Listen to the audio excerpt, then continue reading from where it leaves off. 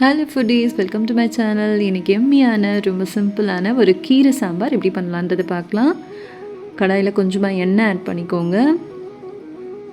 இதோட கொஞ்சம் போல் கடுகு ஆட் பண்ணிக்கோங்க. இதோட ஒரு 2 வரமிளகாய் ஆட் பண்ணிக்கோங்க கிள்ளிட்டு. இதோட ஒரு வெங்காயம் பொடியாக கட் பண்ணி வச்சுருக்கேன், அதையும் ஆட் பண்ணிக்கலாம். வெங்காயம் கண்ணாடி பதம் வர அளவுக்கு வதக்கிவிட்டால் போதுமானதாக இருக்கும்.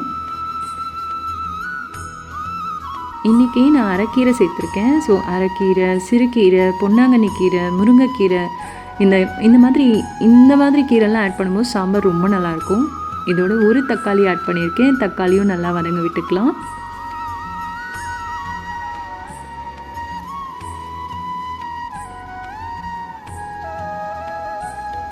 இதோட ஒரு அரை கட்டு போல் அரைக்கீரை க்ளீன் பண்ணிவிட்டு பொடியாக கட் பண்ணி ஆட் பண்ணியிருக்கேன். இந்த கீரை நல்லா வதக்கி கொடுங்க. ஒரு 2-3 நிமிஷம் வதங்கிச்சினாலே போதுமானதாக இருக்கும். கீரை நல்லா வதங்கினதுக்கப்புறமா நமக்கு தேவையான அளவுக்கு குழம்பு மிளகாத்தூள் ஆட் பண்ணிக்கோங்க. நான் 1 ஸ்பூன் கிட்ட ஆட் பண்ணியிருக்கேன். இதோட ஒரு 1/4 ஸ்பூன் பெருங்காயத்தூள், குழம்புக்கு தேவையான அளவுக்கு உப்பு ஆட் பண்ணிக்கலாம். ஒரு சின்ன லெமன் சைஸ் அளவுக்கு புளி ஆட் பண்ணியிருக்கேன். புளியை நல்லா கரைச்சி ஆட் பண்ணிக்கோங்க. ஒரு 50 கிராம் போல் துவரம்பருப்பு நல்லா வேக வச்சுட்டு ஆட் பண்ணிக்கலாம். நல்லா கலந்து விடலாம்.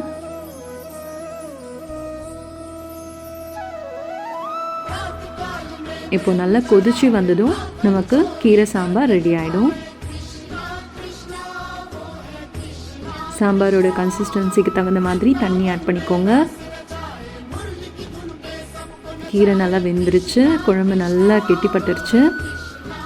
அவ்வளோதான், ரொம்ப ஹெல்த்தியான கீரை சாம்பார் ரெடி.